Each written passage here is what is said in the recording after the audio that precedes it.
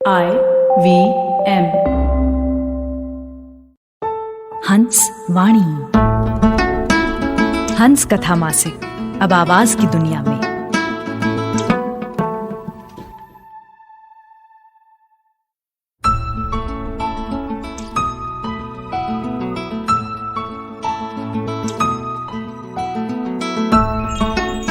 पेश है राजेश वर्मा राजन की कहानी आंखें, जिसे आवाज दे रहे हैं जश्न कलम के कलाकार राजेश कुमार।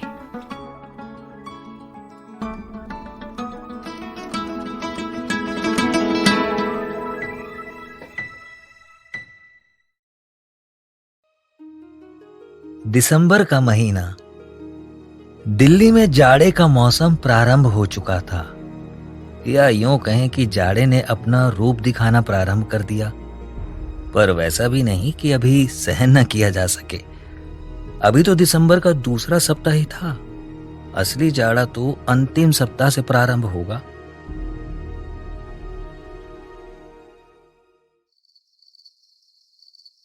रात के लगभग 12 बज रहे थे। यमुना ब्रिज से 2 किलोमीटर दूर एक रेजिडेंशियल कॉलोनी।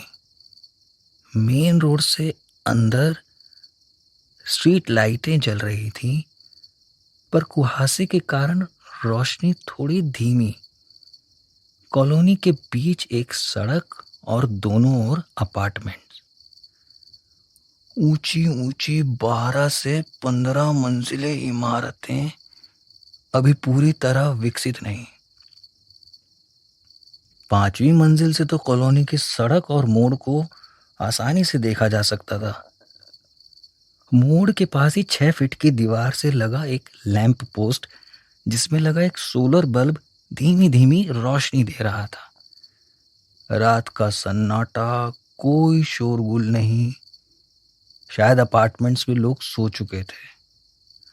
हाँ, सड़क के कुछ कुत्ते इधर उधर अवश्य भटक रहे थे, एक दूसरे पर भौंकते हुए। गौरी को नींद नहीं आ रही थी।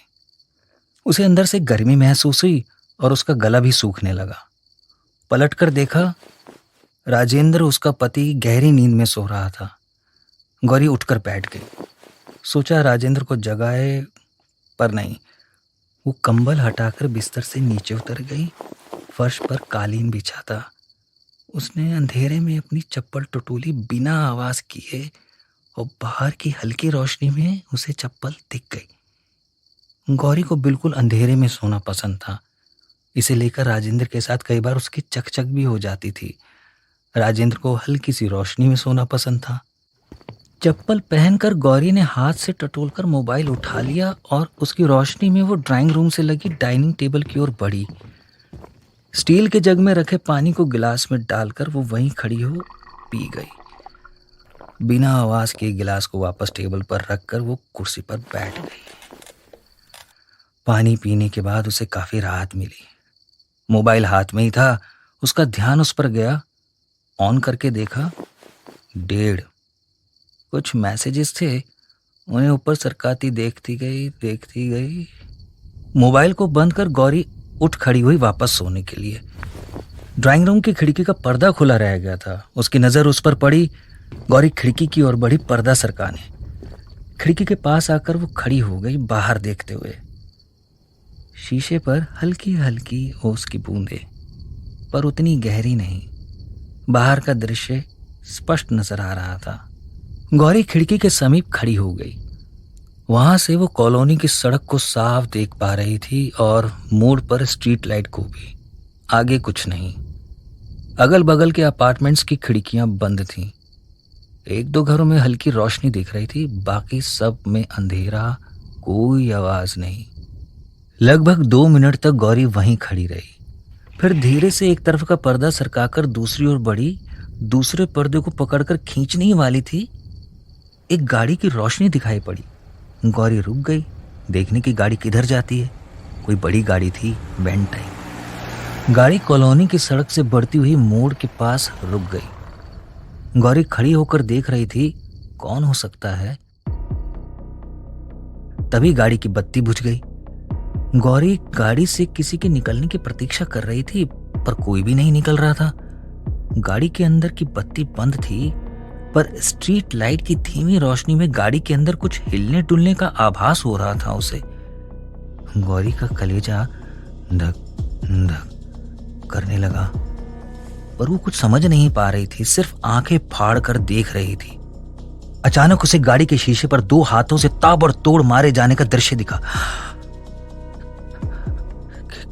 क्या हो रहा है गाड़ी के अंदर? उसका कलेजा जोर से धड़क रहा था। अंदर किसी के छटपटाने का अब स्पष्ट दृश्य उसे दिखने लगा। गौरी अवाक रह गई। क्या कोई? गौरी अंधेरे में झटपट चलकर बेडरूम में पहुंची और जोर से राजेंद्र को जगाने लगी। राजेंद्र, राजेंद्र उठो, उठो। क्या क्या है? हाँ? राजेंद्र हड़बड़ाकर उठ बैठा।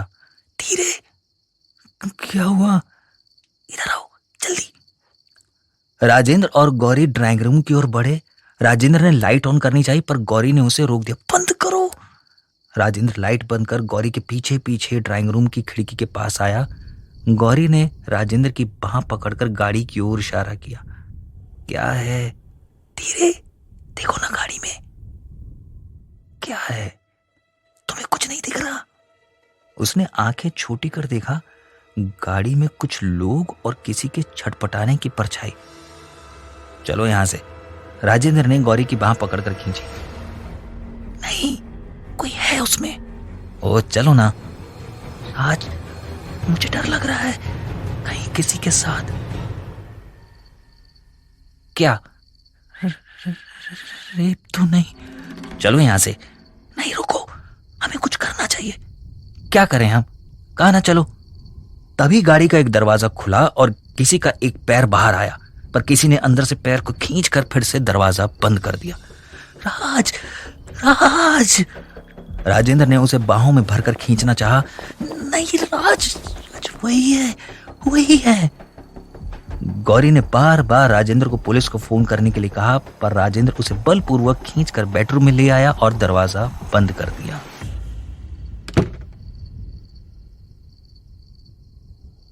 उसी समय गौरी के अपार्टमेंट के ऊपर 8वीं मंजिल पर विवेक बालकनी में अंधेरे में मोबाइल पर किसी से बातें कर रहा था, एकदम धीमे धीमे स्वर में। उसकी पत्नी विद्या अंदर कमरे में सो रही थी। 45 वर्षीय विवेक एक बिजनेसमैन था। विद्या ने सख्त मना किया था, रात में कमरे के अंदर बातें न किया करो। जब गाड़ी मोड़ पर रुकी तो उसे विवेक ने भी देखा, वही सब दृश्य। वो दुबक कर एक किनारे हो गया, मोबाइल बंद कर। फिर झटके से कमरे के अंदर गया, हड़बड़ाता हुआ। विद्या की नींद खुल गई। क्या हुआ? बाहर रुको, मैं पुलिस को फोन करता हूं पहले। हुआ क्या? विद्या उठकर बैठ गई। There is a van outside.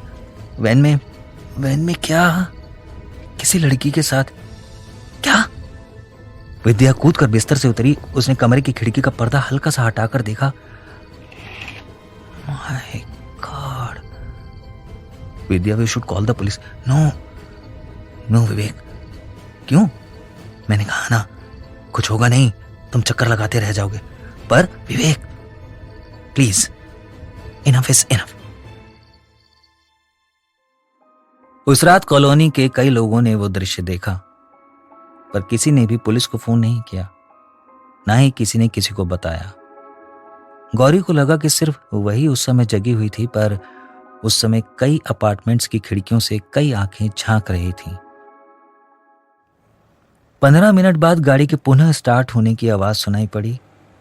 तेज रफ्तार के साथ गाड़ी दूर चली गई। जो आंखें खुली थीं वे बंद हो गईं। अब सचमुच सब लोग सो रहे थे। प्रातःकाल कॉलोनी से 1 किलोमीटर दूर एक युवती की लाश मिली।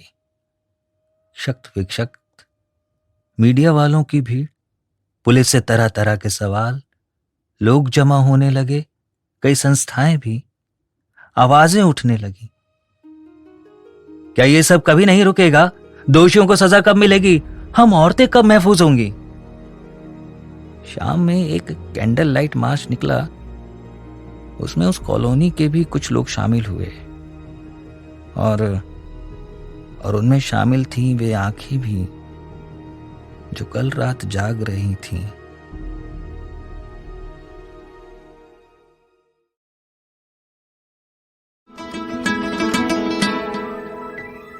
आपने सुनी जश्न कलम के कलाकार राजेश कुमार की आवाज में राजेश वर्मा राजन की कहानी आंखें।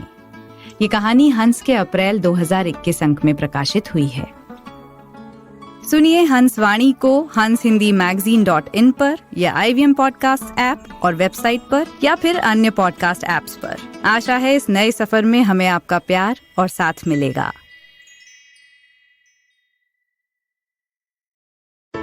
Hey everybody, it's been a great week on the IVM Podcast Network. On The Longest Constitution, Priya narrates the long and ongoing battle of striking down Section 9 of the Hindu Marriage Act of 1955. That allows one party to appeal to the courts to restore his or her conjugal acts, and has unsurprisingly been used more by men than women. On Press Decode, Vagda, Ragini, Sarah and Adya talk about the inspiration behind the movie Hotel Rwanda. Venkatesh Saha, head of APAC and Middle East expansion at WISE, joins Anupam on Pesa Vesa to talk about foreign exchange services. And on the Life Manifesto, Zarina explains the difference between personality and personal brand. Do follow us on social media. We're IVM Podcast on Twitter, Facebook, Instagram, and LinkedIn. And remember, if you're enjoying this show or any of our other shows for that matter, please do tell a friend. It really does help us. And finally, we'd like to thank our sponsors on the network this week, Cred, Bank of Baroda, Quota, CoinSwitch, Kuber, and Intel vPro. Thank you so much for making this possible.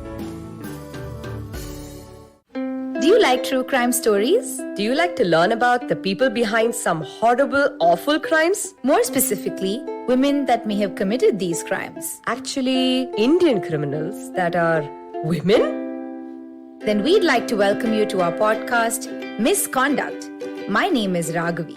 And I am Nisha. We cover themes like murder, dacoity, drug trafficking, financial fraud, kidnapping, and many more.